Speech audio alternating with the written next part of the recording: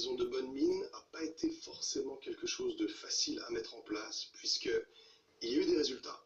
Ils sont faibles, mais on est quasiment certain qu'une activité se déroule au sein de cette prison. La première nuit, lorsque Nico et Mariana sont isolés dans le bloc cellulaire des femmes, où les femmes étaient gardées à l'époque, ils vont entendre une succession de deux bruits.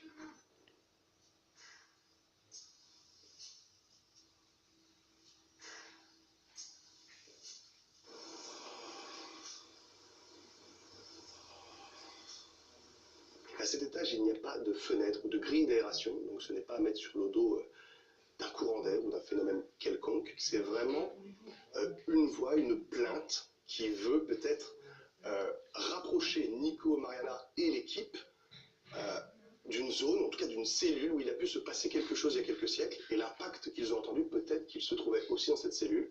Le son enregistré, d'un point de vue technique, il n'a pas forcément de connotation étrange, puisqu'il se situe dans des fréquences qui sont proches des 200 Hz.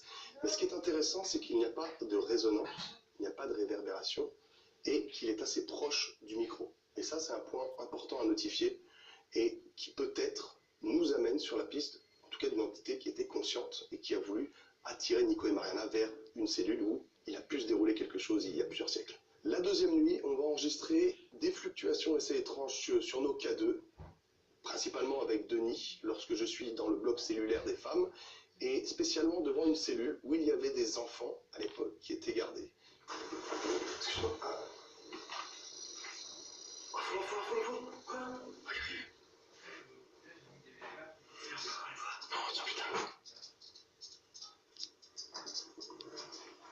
Il y a quelqu'un dans la cellule? Je pose la question, ça s'arrête. Ce qui est assez étrange, c'est qu'il y a une corrélation entre le fait que ces enfants soient de petite taille et que le K2 va s'activer de façon brève, mais 2 fois de suite consécutive, vraiment à hauteur, peut-être autour des 1 mètre, 1 mètre 10, à hauteur d'enfant. 2 hypothèses. La première, un phénomène paranormal, une entité, peut-être d'un enfant, qui a communiqué, qui a voulu jouer avec nous.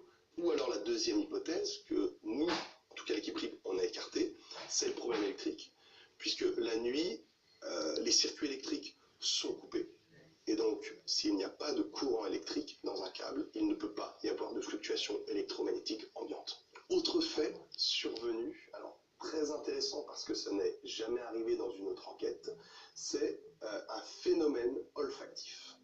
Terry et Denis vont détecter très clairement une odeur de cigarette au rez-de-chaussée. Ça va durer un bref instant, peut-être une petite minute. Pourquoi il y a une odeur de clope là? Bien joué, Terry. Il n'y a que 5 personnes dans la prison, qui sont Denis, Terry, moi et les 2 cadreurs. Il n'y a personne d'autre. Donc personne ne fume pendant l'enquête. Il n'y a pas de gardien ou je sais pas, de sécuritas qui tourne dans les lieux. Vraiment, la prison est vide.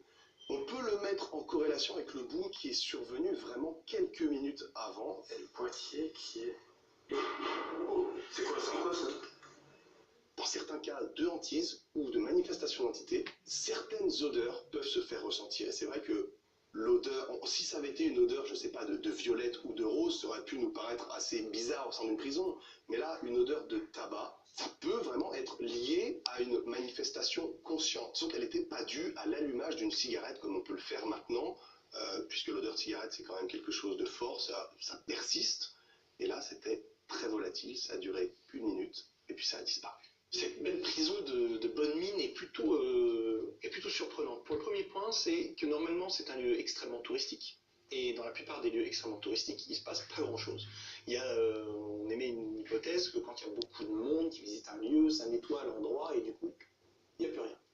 Là, pour le coup, bonne mine, c'est un petit peu différent. Même si moi, personnellement, j'ai pas vécu grand-chose, en cas de trucs vraiment forts, il faut reconnaître que l'ensemble, mis bout à bout, avec chaque binôme, chaque personne, pour la conclusion, on se rend compte que la prison de Bonne Jail, il se passe plein de petites choses. Les nombreux bruits, le râle que j'ai vécu avec Mariana dans ce couloir, juste à côté de la partie des violeurs, le caméraman confirme l'enregistrement, vous l'avez entendu, c'est vraiment quelque chose de fort à ce moment-là.